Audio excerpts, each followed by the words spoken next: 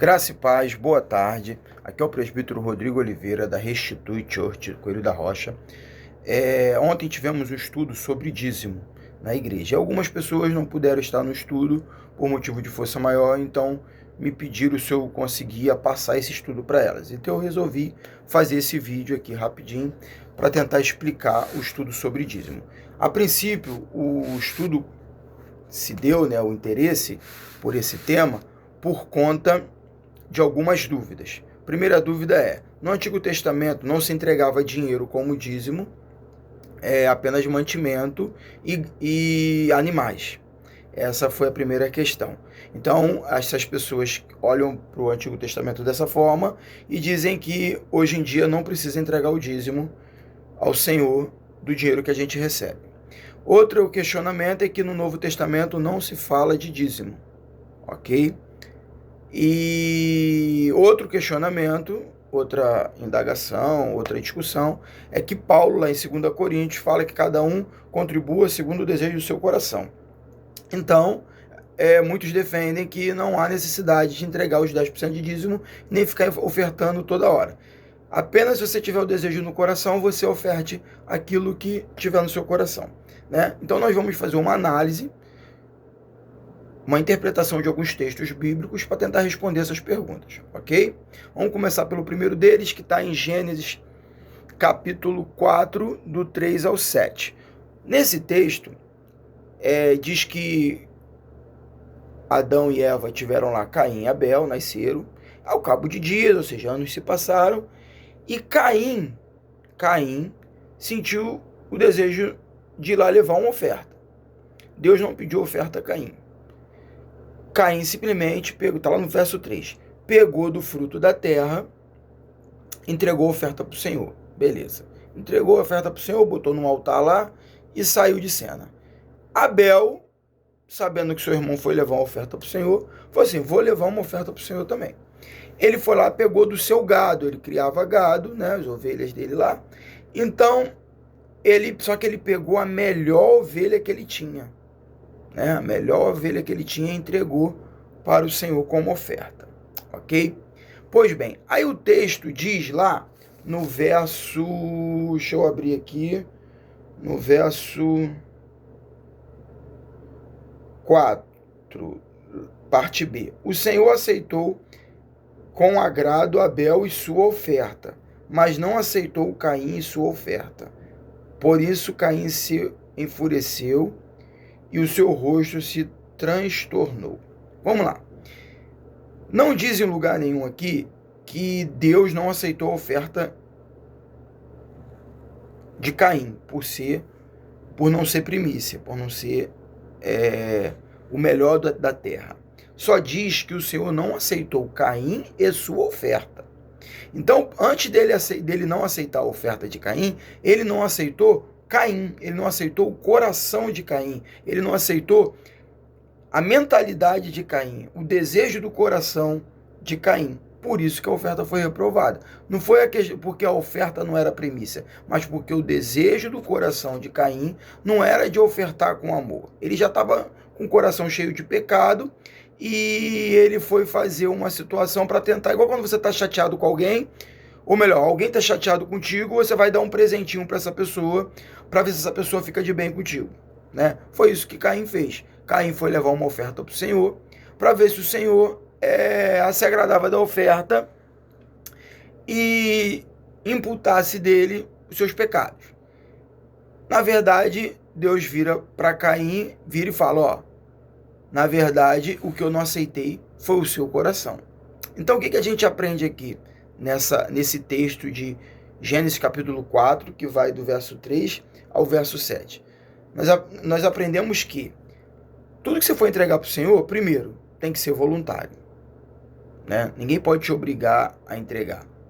Você não pode se sentir coagido a entregar uma oferta ou um dízimo. Por mais que tenha várias palavras de oferta e de dízimo nas igrejas, o que não é errado, mas você não pode entregar por coação. Você tem que entregar de coração. Senão acontece o que aconteceu com Caim. Você fica constrangido por todo mundo ofertando e você não. Você pega um dinheiro, vai lá e oferta. E vai sentar no seu lugar. O que acontece? Deus não olha para você, para o seu coração, com bons olhos. Deus não se agrada da maneira a qual você está ofertando. Agora, se você oferta de coração, né? Mesmo que não seja um valor muito alto, mas você ofertou alguma coisa para o Senhor com amor, com paixão pela obra do Senhor, aí sim, ele vai contemplar a beleza no seu coração e vai aceitar a sua oferta. Entendido essa primeira parte?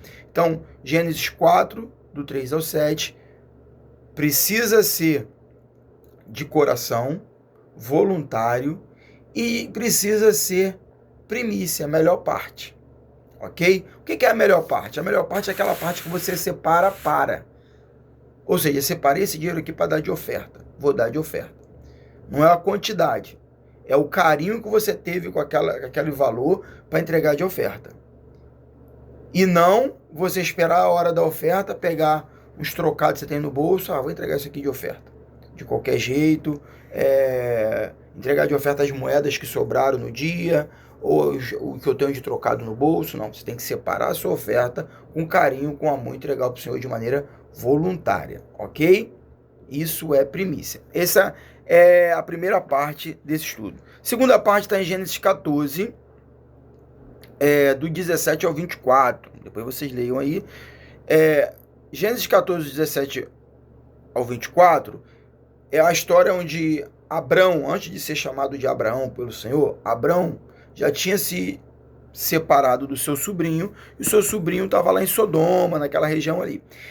E iria acontecer uma guerra.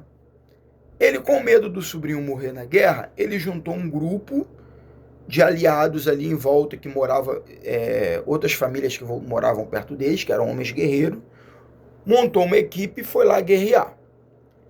Depois que ele guerreia, eles ganham a guerra e eles voltam. Se você observar nos versículos mais abaixo desse capítulo, você vai ver que conta que quando Abrão terminou a guerra, o rei de Sodoma falou assim, leve os bens que vocês têm direito e deixe só as pessoas. Porque era comum numa guerra, naquela época, quando você ganhava uma guerra, você levar as mulheres para o seu povoado, as crianças para trabalhar como escravo e matava os homens. Ainda levava toda a fortuna daquele local. Abrão virou e falou assim, não, eu não quero. Eu só quero o que é justo, só quero o que eu tenho que pagar para esses homens aqui que me ajudaram, né? E não vou levar suas mulheres, não vou levar suas crianças, não vou saquear a sua cidade, só vou levar aquilo que é justo, né, para pagar o pessoal aqui que trabalhou comigo nessa guerra, protegendo essa nação e alguns pertences pessoais. Ele levou sim, mas não saqueou a cidade. Por quê? Porque o dinheiro que ele ia levar, os bens que ele ia levar, tinha que ser de maneira justa e não covarde, né? Então o que a gente aprende aí? Todo o dinheiro que você recebe, né? Se entendemos que todo o nosso faturamento vem de oportunidades que o Senhor nos dá, é um dinheiro abençoado por Deus, tem que ser de maneira justa e não injusta. Não adianta você entregar dízimo no dinheiro que você recebeu com injustiça, com covardia. Então o dinheiro tem que ser justo. E aí o rei de Salém, Melquisedeque, que era rei e sumo sacerdote na sua cidade, ele vem ao encontro de Abrão e serve pão e vinho. Serve uma ceia ali para ele, né? Não vou entrar nessa questão de ceia agora, porque até porque o tema do estudo é dízimo. E Abrão lhe entrega o dízimo de tudo que eles trouxeram da guerra. Embora não tenham trago tudo, ou ao que parece trouxe bem pouco. Mas ele vai até o rei de Salém, né? Melquisedeque entrega o dízimo, né? A 10% de tudo aquilo que eles faturaram lá na guerra. O que isso nos ensina? Primeiro, já existia um grupo, uma nação que serviu ao Senhor antes de Abrão, né? Que era a cidade de Salém, que o rei era Melquisedeque, sumo sacerdote. Inclusive, quando se fala de Jesus como sumo sacerdote, se fala um sumo sacerdote da parte de Melquisedeque, da mesma unção que tinha em Melquisedeque, não um sumo sacerdote da linhagem de Arão. né? Mas também é um tema para outro estudo, quero falar só do dízimo. Abraão foi lá e entregou o dízimo para Melquisedeque, ok? E aí a gente pensa assim, mas até aí, presbítero, ele entregou dízimo do que ele recebeu lá, tecido, comida, etc e tal. Não foi dinheiro. Vamos ver se não tinha dinheiro, se não tinha nada de nenhuma moeda de troca naquela época. Vamos lá para Gênesis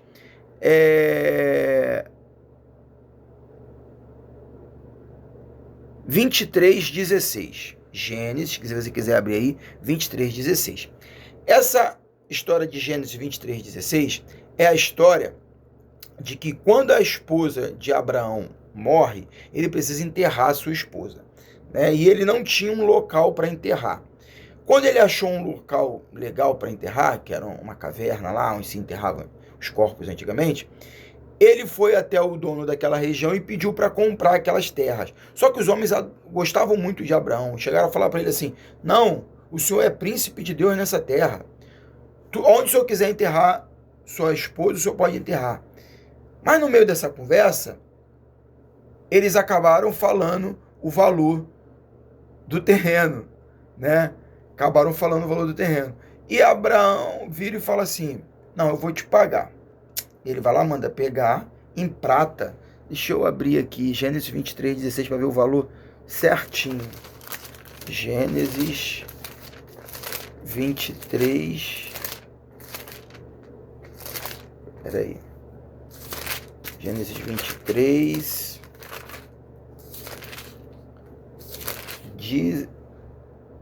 23:16. Abraão concordou com Efron e pesou-lhe o valor por ele estipulado, diante dos hititas, 400 peças de prata, de acordo com o preço corrente entre os mercadores. Ou seja, 400 peças de prata. Foi quanto ele pagou pelo aquele terreno, né? Isso significa que já antes de Abraão, já havia moeda de troca. Não como é hoje, né? Na época de Jesus, por exemplo, tinha ali a moeda romana, que era a dracma, né? Uma dracma, uma moeda romana, equivalia a um dia de trabalho. Vamos calcular pelos dias de hoje, pelo salário mínimo. Um dia de trabalho no salário mínimo é R$66, se eu não me engano. Então vamos botar que a moeda lá na época de Jesus, a dracma, valia R$66. Estão entendendo? Eu não sei exatamente quanto valia uma peça de prata lá na época de Abraão. Não fiz esse cálculo. Mas havia moeda de troca. Então, o dízimo que era entregue a Melquisedeque, muitas vezes era entregue em barras de prata. Imagine você ser um agricultor, ter uma colheita de 1.000 sacas de trigo e você vai levar 10% dessas sacas de trigo para entregar de dízimo. Não tem como, não tem logística para isso. Você tinha que converter isso em alguma moeda de valor.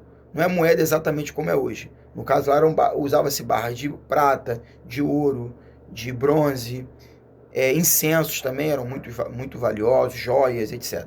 Entendeu? Então a primeira questão é a questão de entregar o dízimo somente como produto. Não, isso não existe. Existia como produto, mas existia também você transformar isso em valor como moeda de troca e entregar o dízimo, como nós realizamos hoje, né? Vamos agora para Levítico 27, 30 e 34. O que acontece? Nesse negócio de pegar o valor das suas sacas lá de arroz e levar para dizimar em barra de prata ou de ouro, o que seja. Peraí, Levítico 27, 30. Levítico no capítulo 2 começa falando de os 8 tipos de oferta. Já no capítulo 27 fala de dízimo. E diz assim, a partir do verso 30: todos os dizimistas da terra, seja dos cereais, seja das frutas, pertencem ao Senhor. Perdão, falei todos os dizimistas, todos os dízimos da terra, seja dos cereais, seja das frutas, pertencem ao Senhor, são consagrados ao Senhor. Se um homem desejar resgatar parte do seu dízimo, terá que acrescentar 1/5 ao seu valor. Ou seja, vamos lá. Depois você lê o texto todo em casa. Levítico 27, do 30 ao 34. Eu tinha, por exemplo, 100 sacas de trigo para entregar de dízimo, né? Eu ia converter essas 100 sacas de trigo em barra de prata ou de ouro, o que seja. Na hora de converter, vocês sabem que numa negociação sempre um puxa a sardinha para um lado, puxa para o outro, todo mundo quer se dar bem numa negociação. Assim é o comércio. Então o que eles faziam? O que Deus colocou ali como regra no capítulo 27 de Levítico?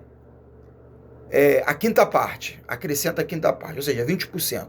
Se as minhas sacas de arroz, por exemplo, vai equivaler a R$1.000, exemplo, só um exemplo, tá? Valores hipotéticos. Eu pego R$1.200, né? 20% em cima e entrego de dízimo. Por que havia essa regra? Porque quando você faz trocas de produtos por dinheiro ou por barras ou por qualquer outro objeto de valor, sempre uma parte sai ganhando e uma parte sai perdendo. Dificilmente a troca é tete a tete, muito difícil, né? Quem tem carro aí, vai trocar de carro, sabe que sempre alguém toma um prejuízozinho, né? É assim. Então, para não ter prejuízo ou o seu dízimo ser injusto, tinha essa margem aí de 20% a mais para quem não fosse levar os produtos, fosse levar em forma de dinheiro da época, né? Que eram barras, etc. Somente os animais. O animal não poderia ser trocado por barras. Pelo contrário, se você tentasse trocar aquele animal por algum outro animal, por alguma outra coisa, esse outro animal ou essa outra coisa se tornava consagrado como dízimo também. Mas o animal que é primícia, que você colocou como dízimo, ele não poderia ser trocado por nada, porque é vida. Vida não se troca, né?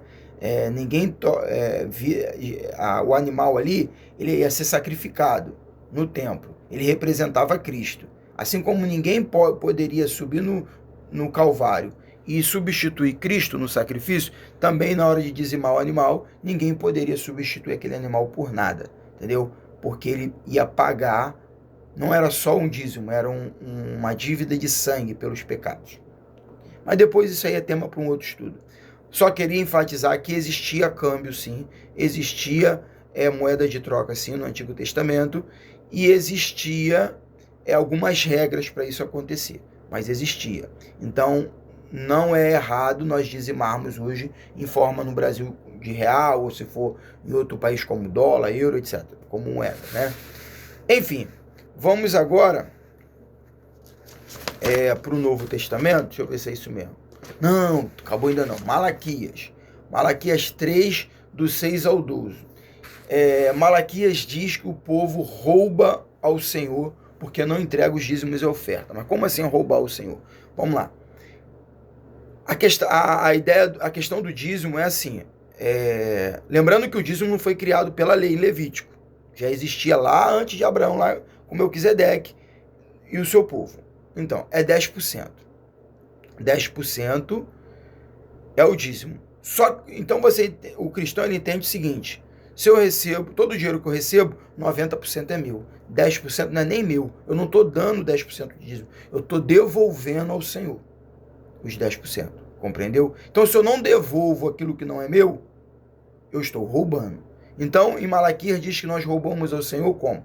Quando não entregamos o dízimo e quando não entregamos a oferta alçada. O que é a oferta alçada? É aquela oferta com endereço. Não é aquela oferta voluntária que você vai lá no culto, entrega na hora do momento ofertório, entrega uma ofertinha lá, não. É aquela oferta assim, por exemplo, a igreja precisa de doações para comprar uma caixa de som nova. Irmãos, vamos fazer aqui um momento ofertório especial só para a caixa de som. Ou seja, é uma oferta que foi pedida para algo específico. Se você se recusa a ofertar, você está roubando do Senhor. É o que diz lá em Malaquias. E o dízimo, mesma coisa. Você está roubando se você não entregar. Mas por que Malaquias escreve isso ali, né? Estava no período pós-exílio babilônico. Durou 70 anos até o segundo templo ser inaugurado. Por quê? Porque o povo não estava entregando o dízimo. Certa vez, há um tempo atrás, um ano e meio, eu preguei sobre Malaquias e fiz esse cálculo de quanto gastaria para construir um templo, na magnitude que foi, com o dinheiro de hoje. Eu fiz as contas pela quantidade, hoje eu não sei os valores exatos, mas pela quantidade de famílias que tinham na época, aproximadamente, depois do exílio babilônico, quantidade de famílias que voltaram para Jerusalém ali, se cada família entregasse cerca de R$ 27 por mês, durante um ano dava para construir o templo. E os israelitas levaram 70 anos para construir. Dentro desses 70, 20 anos a obra ficou parada. Enfim, de qualquer forma, levou 70 anos entre serem libertos e construir o templo. Por isso sofreram tanto.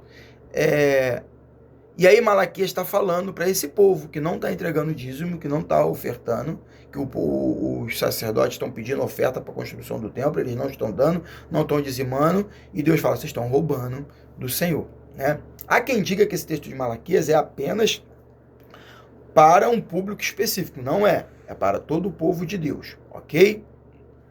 Vamos agora para Novo Testamento. Mateus 5,17. Mateus 5,17.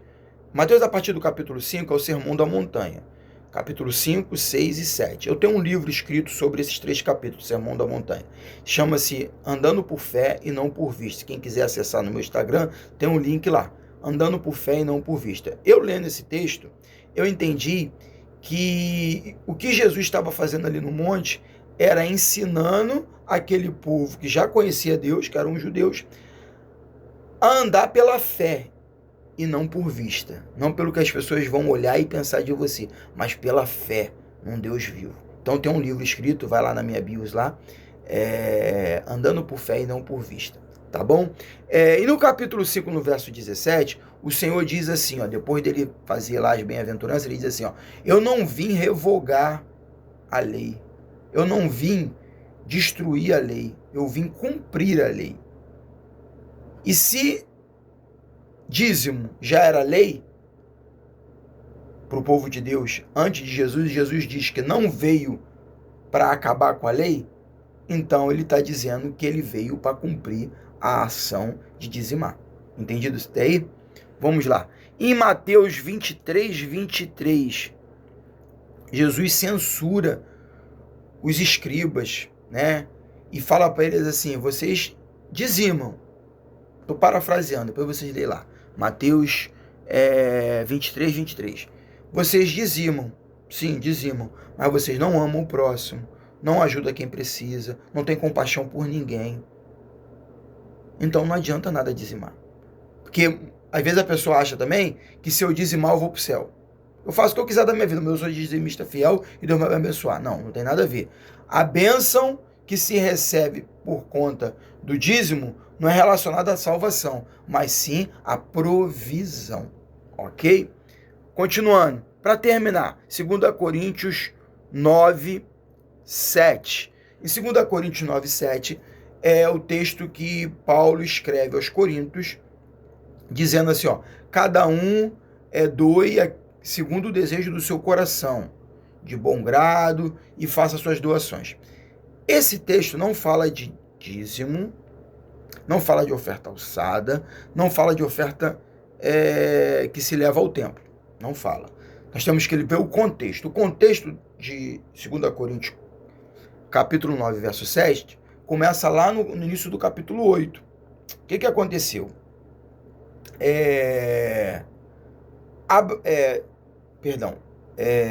Paulo chegava no local, pregava o evangelho, montava um grupo ali de adoradores ao Senhor, uma igreja, né? Que não tinha templo na época ali de Paulo, ele se reuniu escondido na casa de alguns irmãos, e ali tinha, eles entregavam o dízimo, suas ofertas, etc e tal. Mas quando Paulo saía daquela cidade, deixava uma pessoa ali liderando aquela igreja, né? E ia para outra cidade. Quando ele ia para outra cidade, as igrejas por onde ele já tinha passado, as cidades onde ele já tinha passado, e pessoas tinham se convertido, enviavam ofertas missionárias para ele continuar essa missão de ir pregando o evangelho em várias cidades e abrindo igrejas. Chama-se oferta missionária. oferta voluntária, que sai do coração mesmo, igual ele está falando. E quando ele escreve essa segunda carta aos Coríntios, ele, lá no capítulo 8, ele começa explicando, porque ele estava, se eu não me engano, em Damasco, né? No capítulo 8 está escrito, estava numa outra cidade, que é a cidade de Damasco, se eu não me engano, se eu errei o nome, depois vocês corrijam aí. Mas estavam lá na outra cidade pregando, e recebeu um mensageiro de Corinto, levando ofertas voluntárias para ele, que ele não tinha pedido aquelas ofertas. Mas os irmãos de Corinto tiveram o desejo no coração e ofertaram para ele continuar com a missão dele, de pregar o evangelho em outra cidade. E falaram para ele, ó, se precisar de mais alguma coisa, nós vamos recolher daqui para frente mais oferta para você, mande alguém aqui vir buscar. Beleza. E ali, em 2 Coríntios 9, verso 7, é o momento que Paulo está enviando Marcos para ir a Coríntio buscar ofertas voluntárias para missões. E por isso que ele escreve dizendo, cada um contribua segundo o desejo do seu coração. Ele não está falando de dízimo, porque dízimo é voluntário? É com amor? É, mas é 10%. Oferta alçada é voluntário? É com amor? É, mas é obrigatório porque é Deus pedindo. Ok? Então, 2 Coríntios 9, 7, que fala para contribuir segundo o desejo do teu coração, é oferta voluntária missionária. Não tem nada a ver com dízimo. Ok? Espero que eu tenha esclarecido o tema. Temos que ofertar sim, temos que dizimar sim. O dízimo é lei agora, embora não começou como lei, é lei do Senhor. E no Antigo Testamento, sim, eles levavam algumas ofertas de cereais e até alguns pratos, né? Já tinha que levar comida pronta, alguns levavam comida pronta. Tinha umas regras para isso, mas isso é tema para outro estudo, a questão dos levitas e tal, que eles não podiam trabalhar, só trabalhar no templo, enfim. Mas existia o fato de você entregar o dízimo com moeda local, sim. Lá no Antigo Testamento e o Novo Testamento, Jesus veio para cumprir a lei, veio para dizimar. Voluntário e sem valor específico é a oferta missionária, ok? Graça e paz, espero que eu tenha ajudado cada um de vocês. Que o Senhor Jesus nos abençoe. Amém?